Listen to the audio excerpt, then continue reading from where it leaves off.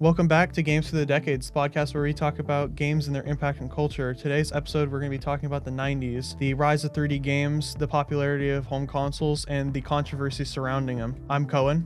I'm Nathan. I'm Henrique. And we are Games Through the Decades. All across the world, it's We survived this very moment. We do know why online critics hate them. And what does this game seem to teach our kids?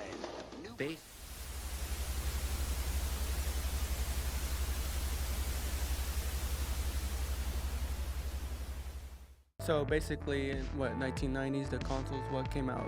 Game Boys, Game Boys. Game Box, or GameCubes? That was 2001. Okay. The N64, Yeah, the Nintendo 64. PlayStation 1, Sony became really popular at that point. Yeah, Sega. Oh, yeah.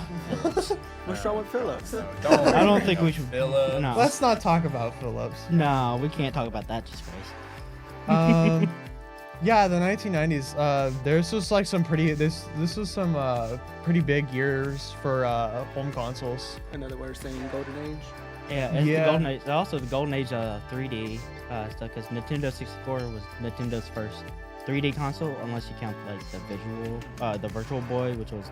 We don't need to talk abysmal about the fail. Virtual Boy. It was don't an bring up the abysmal Virtual Boy. failure. Yeah. Let's not talk about the Virtual Boy or Philips. N64 was like the heavy hitter. Mario 64. Basically, you had to collect all the power stars in different painting worlds and all that to defeat Bowser and save Peach. Stereotypical Mario game. But what I'm really like surprised looking back at it is that they didn't just make like a demo game that was like really short for their first 3D Mario game. They just went all in, just made a full game. Wasn't Donkey Kong also another hit? There was Donkey Kong 64 that many people. That one was just a collector's hell where you just have to collect items over and over again. So This was first decade Sony entered the video game space with the PlayStation 1. Originally, Nintendo was supposed to be working with Sony to make the N64, but dropped them because they were afraid that Sony would start taking all of the fame for everything. The PlayStation had some pretty memorable games on there too. I mean, you can talk about Metal Gear Solid. You know, that became huge. People who don't know, it's Metal Gear is a stealth game franchise created by. Hideo Kojima.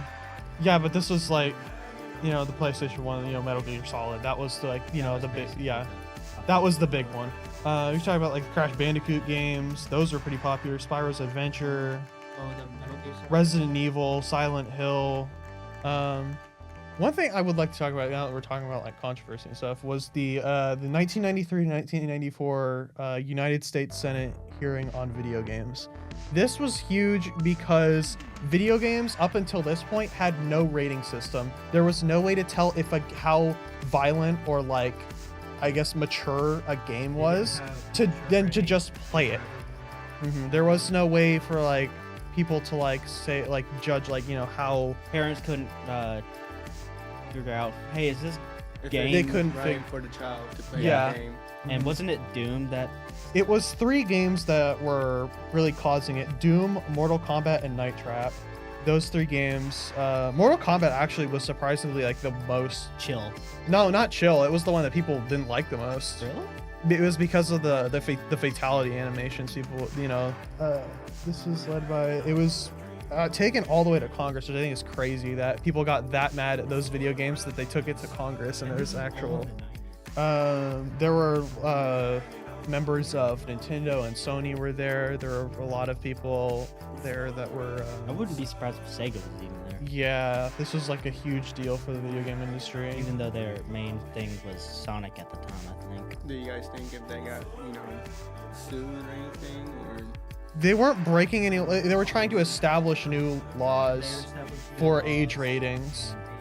It was led by Senators Joe Lieberman and Herb Kohl. The ESRB rates like every single video game, movie, and show in the U.S., Canada, and Mexico. So we have, because there's different ratings for different countries. Because point rating. Yeah, you have like PEGI for like Europe. But the ratings we're talking about is mature, and for mature, E for everyone, and T for teen, and there was an AO, adults only, which was 18 plus, because M is 17 plus. well, most of the ones that are rated AO are like adult video Yeah. games. Yeah, Like those types of those games. types.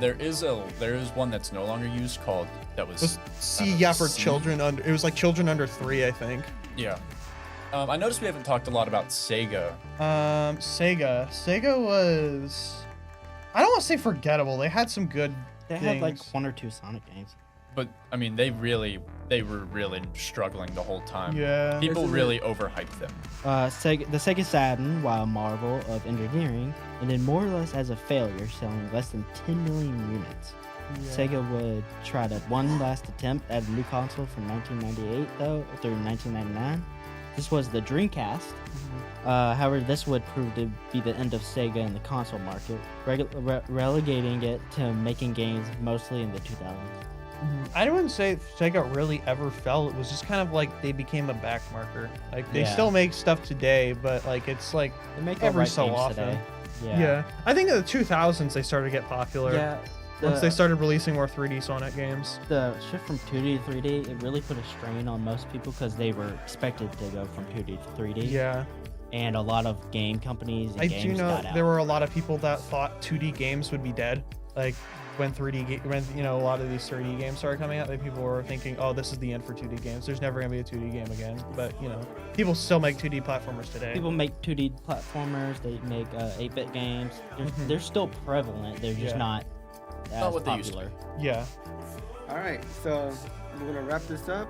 So on our next podcast video, we'll be talking about Halo, the rise of Halo, the Wii, PlayStation, Specifically the Xbox. 2000s era.